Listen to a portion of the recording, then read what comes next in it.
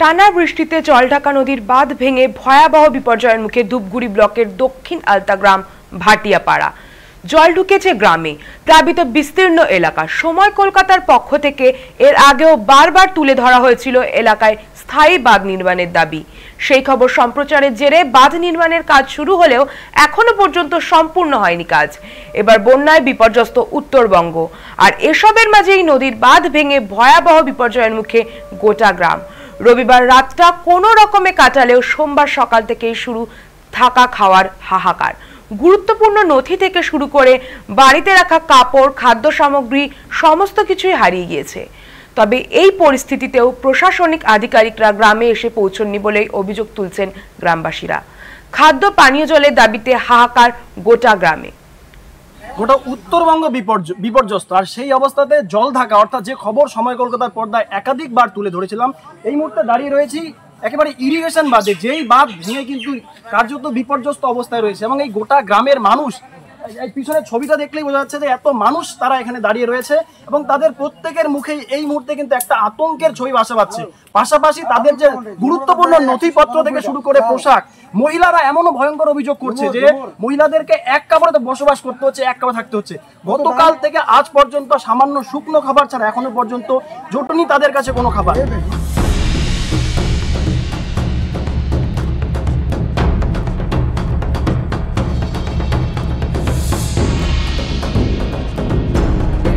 যত তাড়াতাড়ি হোক না কেন আমাদের থাকা খাওয়ার ব্যবস্থা করুক, এটাই আমরা চাই।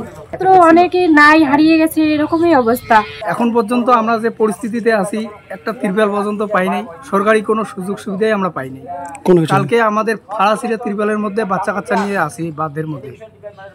বাড়িতে তো দেখতেইছেন কি পরিস্থিতি, এখন তো ঠান্ডা করার মতো ব্যবস্থা নাই, কোনো কিছুই নাই আমাদের। সব তো সর্বনাশ। বাড়ির যা ভাঞ্জন গঞ্জন আসবাবপত্র ছিল, বউ বাচ্চা জামা কাপড় সব তো ভেসে চলে গেছে।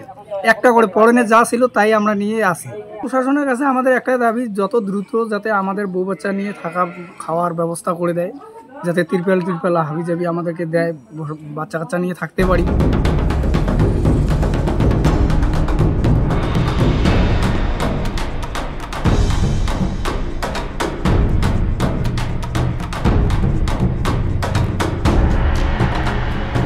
প্রাকৃতিক দুর্যোগের শিকার হয়ে প্রায় শতাধিক মানুষ এই মুহূর্তে দাঁড়িয়ে রয়েছে এই বাঁধে, অর্থাৎ বাঁধের উপরে রয়েছে। প্রশাসনিক নজরদারি যে নেই তার ছবি তো আমরা তুলে ধরলামই। তবে এই মুহূর্তে যে প্লাস্টিক দেখা যাচ্ছে, যা সরকারের তরফ থেকে কিন্তু ত্রাণ শিবিরদের জন্য দেওয়া হয়, ঠিক এই অবস্থাতেই মাত্র 10 থেকে 15টা প্লাস্টিকের নিচেই কিন্তু গোটা গ্রাম এই মুহূর্তে দাঁড়িয়ে রয়েছে।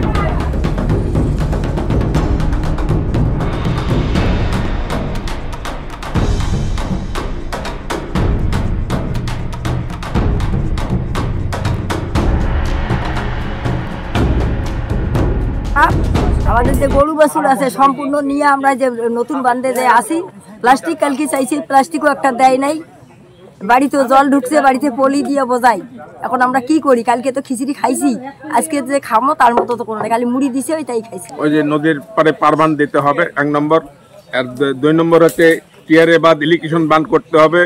আর খেতে বাড়ি তো সমস্ত শেষ হয়ে গেছে, আমরা যে কি করে বাঁচবো আমাদের কোনো ভরসা নাই। হ্যাঁ, আর বাচ্চা কাচ্চা বহুত কিছু কি জায়গায় কাগজপাতি হেরে গেছে, আধার কার্ড, ভোটের ফটো, অমুক কিচ্ছু নাই।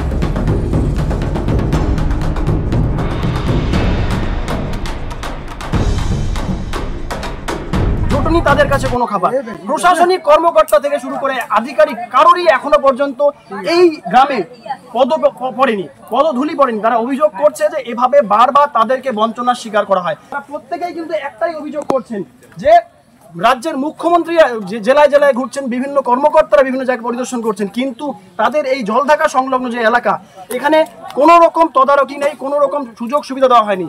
প্রায় 100-এর অধিক পরিবার এখানে বসবাস করছে, কিন্তু প্রশাসনের তরফে অর্থাৎ স্থানীয় প্রশাসনের তরফে মাত্র 10 থেকে 15টি তিরপাল প্রদান করা হয়েছে এবং সেখান নিয়েই কোনো ক্রমে তারা বেঁচে আছে। তারা প্রত্যেকেই চাইছে তাদের দিকে যেন নজর দেওয়া হয় এবং পাশাপাশি তাদের যে এই যে সমস্যা, এই সমস্যার সার্বিক সুরাহা যেন করা হয়।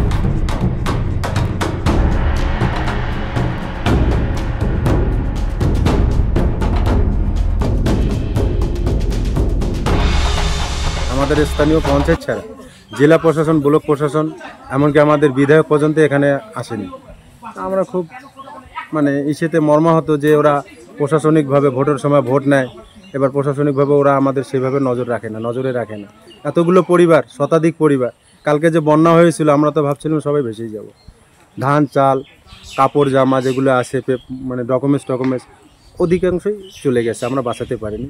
শুধু কিছু মানুষকে বাঁচাতে পেরেছি যারা দিনের বেলা, তো যদি রাতে হতো এটা সম্ভব হতো না। এতগুলো পরিবার, শতাধিক পরিবারের মধ্যে 15-20টা তিরপল মাত্র দিয়েছে, আর পাশের বাড়ির থেকে কিছু খাওয়া দাওয়া দিয়েছিল, শুকনো খাবার, এমনকি খিচুড়িও করেছিল। যারা যেভাবে পেরেছে পাশের বাড়ির মানুষগুলো এনে দিয়েছে, ওগুলো খেয়ে জীবনযাপন করতেছি।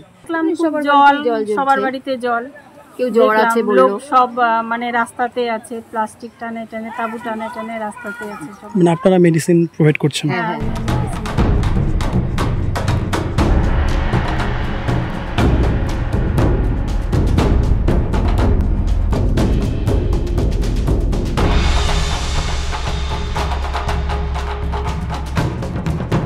আমার চিত্র সাংবাদিক যেভাবে ক্যামেরা চালাচ্ছে, অর্থাৎ সময় কলকাতার ক্যামেরা যেভাবে ঢুকে যাচ্ছে গ্রামের ভেতরে, ছবিটা ততই ভয়াবহ রূপ নিচ্ছে।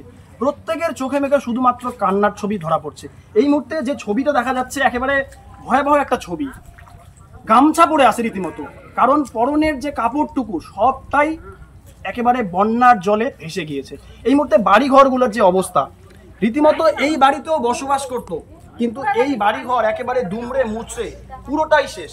আর যে জায়গায় আমি দাঁড়িয়ে রয়েছি, বাড়ির একটা উঠোন, সেই উঠোন দেখলেই মনে হচ্ছে একেবারে নদীর জলের যে পলি, সেই পলি জমে রয়েছে।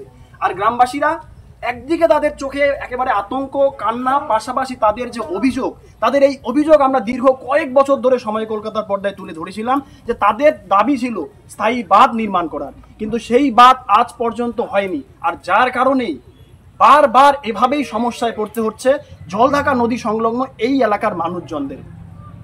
জলপাইগুড়ির ধূপগুড়ি থেকে ক্যামেরায় আর্থিক দত্তের সঙ্গে সানি, সময় কলকাতা।